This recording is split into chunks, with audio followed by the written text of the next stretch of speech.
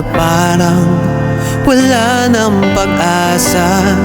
Gabi, di mo alam kung saan ka Ano po masasabi nyo na malinis na yung tirahan ni Lola? Okay na lang. Yan. Shout out po sa nag-message sa akin, no? Ha? Mabuti rin may nag-message sa inyo. Yes, no? Sana pagbalik ko hindi natatakpan ng basura to, ha? Wala na. Wala na magtatapon ng basura dito, ha? Tatapos Okay. na namin yung anak na. Ha? Okay? may karamay ka.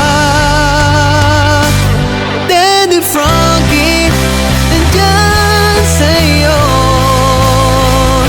Ang tunay na kaibigan, tutulong sa iyo. Daddy Frankie, handang sumalot ng mga luwang di mo na kayang itago. Si Daddy Frankie, kasama mo tutulong, kaagapay mo.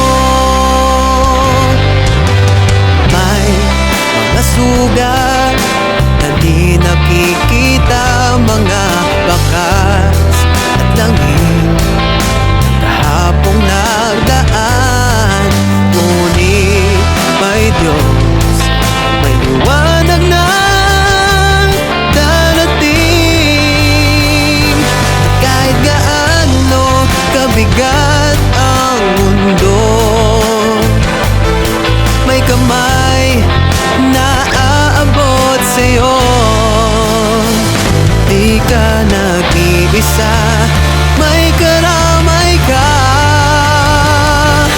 Daddy Frankie, nandyan sa'yo. Ang tunay na kaibigan, tulong sa iyo. Daddy Frankie, hanggang sumalot ng mga luwang di mo na kayang itago. Mukhang naparami, ha? Kanina sabi ko mga 4 lang, ha? Bakit maraming dumating? Hindi kaya kawawa naman si ako. Ha? Ate, dito nga yung mga tumulong. Alam ko 10 lang yun, eh. No? Yung tumulong lang. Ha? Para naman, para kay Lula naman to, eh. O, dyan. Yan, yung mga tumulong lang, ha? Yung mga apo rin ni Lola. Yung mga volunteer lang, tumabi na. Ay, kasama rin si Mother? Single mom ako. Single mom. Single mom. O sige, doon ka. Baka makahanap ka. Kanina pa to, eh. Ayan, o. Aura. Ayan. O, Aura. Iyon. Ayan. Reyna ng ang tawag dito. So yun, mga kababayan, mga kabarangay, no? Dumating kami dito kanina after 2 hours. Kung anong napansin ninyo kanina, kung gaano kadumi, gaano kasiksik yung basura, dahil sa tulong at suporta ng mga apo ni Lola. Dahil napag-alaman ko na itong kinaroroonan ni Lola. Ano pangalan ni Lola? Insyang. Yung nag-message sa akin, Basyang. Opo, yung taong nag-message sa akin, pinadala nila yung sitwasyon kalagayan ni Lola. Pangalan po is Basyang. Kaya sa nag-message po sa Team Daddy Frankie, shout out sa iyo, ma'am, na nasa ibang bansa. Hindi ko pa totally alam yung complete name nila. Pero ngayon pa lang nagpapasalamat na po ako sa mga taong nag-message sa amin. Nagbibigay ng location ng mga taong kagaya ni Lola. Dahil sa ginawa nila, kahapon ko lang natanggap ng umaga, nalaman namin yung sitwasyon kalagayan. Kaya kung mapansin nyo, gabi na kami nagpunta dito. No? Pero ngayon, binalikan natin mga kababayan dahil ang problema talaga dito is pag nagbaha, kasama daw ni Lola yung mga basura naglulutangan. Dahil ayon sa anak, Kuya, please. Kuya Francis, halika. Ikaw yung anak. Yon, dalawa po yung anak ni Lola Insyang.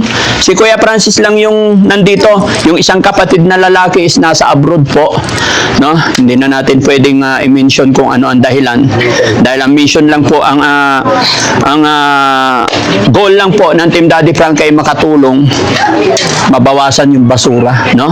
At hindi kami pwede masyadong magtagal mga kababayan dahil marami pang gagawin. Kaya sa mga tumulong, nandyan, ilan sila? Yan. Kanina kasi mga kababayan, nung umpisahan namin, hindi ko talaga alam, hindi alam ng Team Daddy Frankie kung paano yung gagawin namin, no? Pero nung sinabi kong yung apat na tumulong sa amin, nag-volunteer, sabi ko, sige, bibigyan ko kayo ng tagpa 500. Biglang isang barangay, no? Biglang ang daming dumami, no?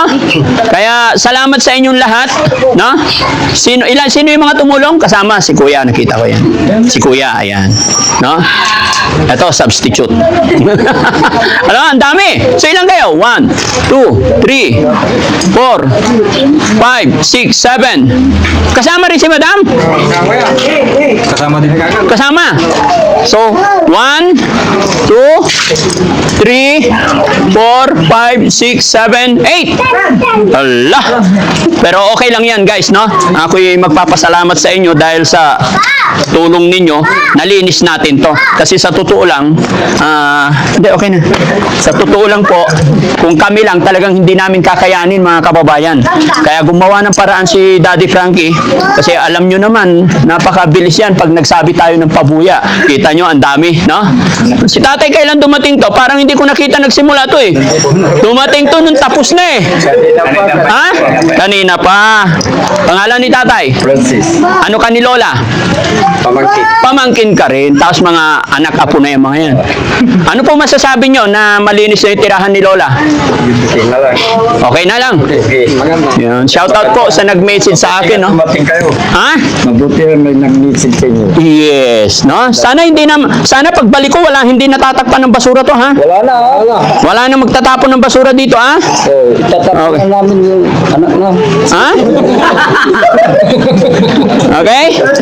Sige. Ay, wala nang pera. Oh, sige. Sige, Nay. Thank you, ha? Sige, labas na po. Oo naman, thank you po. Ha? Sir, thank you, ha? Salamat sa pagtulong ninyo sa amin. Sir, yun. Para lahat happy. Okay? Okay, tay? Yan. Thank you. Thank you, Daddy. Si Sir, parang kalahati lang to eh. Ha? Pati yung basura ng kapitbahay, dinagdag niya rito eh. Hindi, para isa na lang tapos. Ganon. Anong trabaho mo? Construction. Construction. Salamat. Pangalan mo? Munyos, nickname. Ano ka ni Lola? Apo. Meron ka rin. Ikaw? Paldo. No? Sige tay. Okay. Yung prinsesa, aura muna, aura. Ay, sus. Oh. Ano masasabi mo na malinis na? Yung bahay ni Lola. Salamat sa inyo. Ilang taon na yung basura ni Lola dito? 20 years na. 20 years na yung basura. Kung hindi pa dumating. Lutang yun sa pagbaha. Napunta din sa amin. Lumulutang. O, so ngayon, tatakbo na doon. So wala na kayong Wala na, problema. sir. Ano ka ni Lola? Frankly, Ano ka ni Lola? bahay ko po, sir. Bahay ko. Lola mo. Po, Lola. Ano mensahe mo kay Lola? Ano yun siyang dapat? Oh, yung umaba na sir. Dapat, kumain ka ng umaga. Huwag sa muna sa gabi. Wala pang gabi ngayon. Bakit laging maingay si Lola? Na-stress siguro, sir. Bakit na-stress? Hindi makakita eh. Hindi makakita. Bulag. Wala na bang nag-aalaga talaga kay Sila Lola? lang, sir. Tapos sila nagbibigay ng mga pagkain. Ngayon mga ano niya.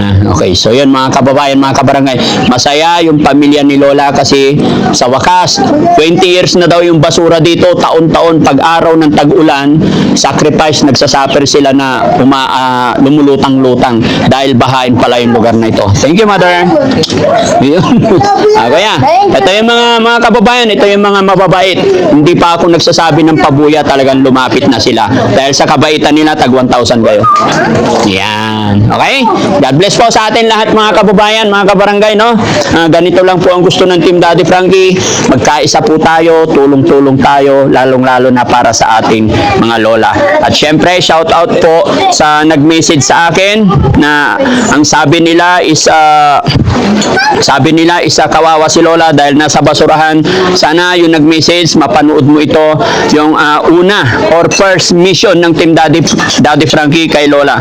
At loobin nawa ng Panginoon na makabalik pa kami dito para maayos. Sunod na punta namin dito, si Lola naman ang mission. So, kuya, may tanong lang ako sa'yo.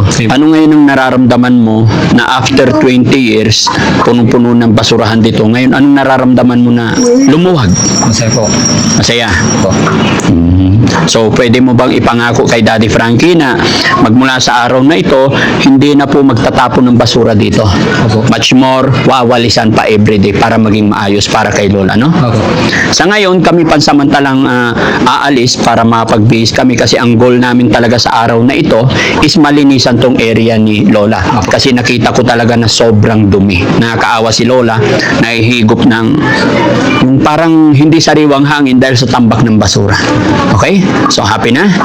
Ano yung sinasabi mo? Yung Ang gasolina nandun po nung natapon. ilan ba yung naghahakot? Bali, dalawa po. Dalawa pang gasolina nila. So, bigyan din natin sila, no? Bigyan mo sa kanila to, ah? Ayan. So, mga kababayan, mga kabarangay, yun po yung mission muna namin sa araw na ito. Kung panood nyo po yung una, kagabi po kasi binigyan naman na natin si Lola ng tulong pinansyal.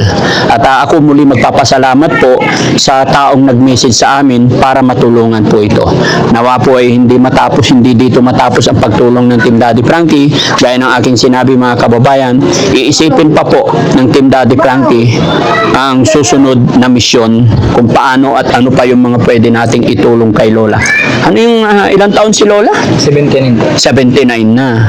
Mag-i-80 na siya. Okay. So, ang bahay pala ni Kuya, mga kababayan, ito lang din sa harap. Tapos, ngayon ko lang din nalaman na lahat po ng tumulong dito is mga apo, mapamangkin, apo sa tuhod, no? Apo, isang pamilya, kumbaga, isang compound lang sila rito.